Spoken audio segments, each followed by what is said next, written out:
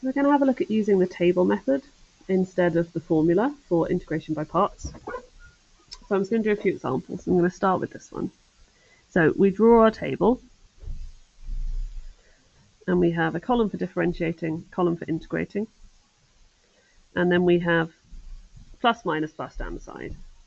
So we're going to differentiate the x and integrate the e to x, and we choose this in the same way we would for the formula. So then we differentiate down this column, so x becomes 1, 1 becomes 0. As soon as you get to 0, that's our last row. And then e to the x obviously integrates to e to the x, integrates to e to the x.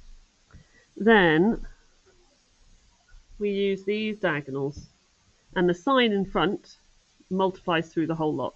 So it's plus x times e to the x. That's our first term. And then minus 1 e to the x. So that's our answer.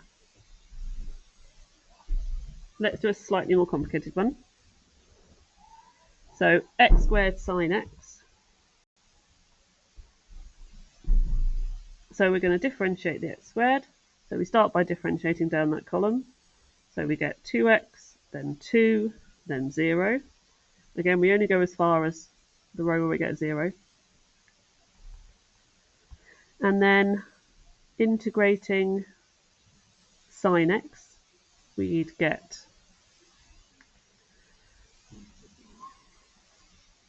minus cos x. And then integrating minus cos x, we get minus sine x. And then integrating minus sine x, we get cos x. So plus x squared times minus cos x is minus x squared cos x.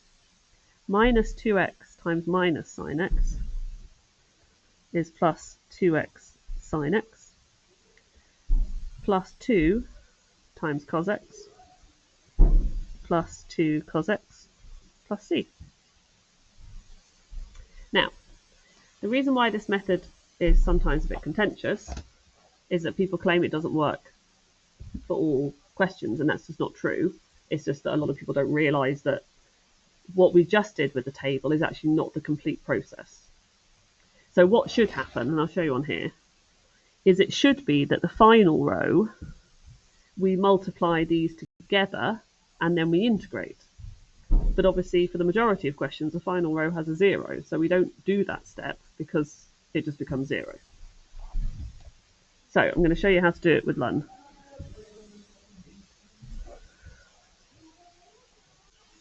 Now, we do the same thing, differentiate, integrate. Now, as we know, just like with parts, I'm using the formula, we can't integrate Lun.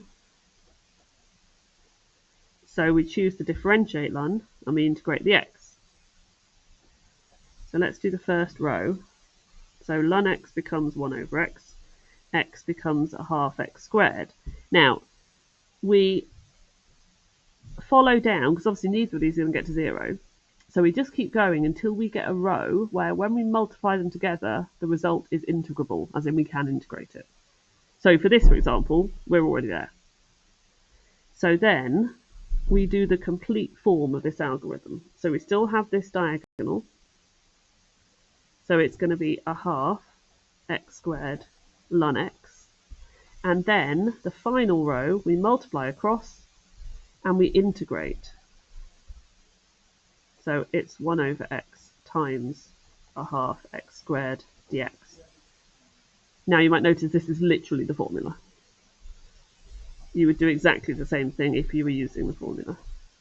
So it's going to be minus a half x dx. So minus a half times x squared over 2.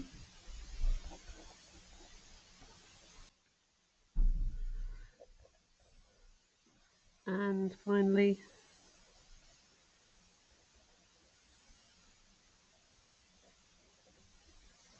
there we go.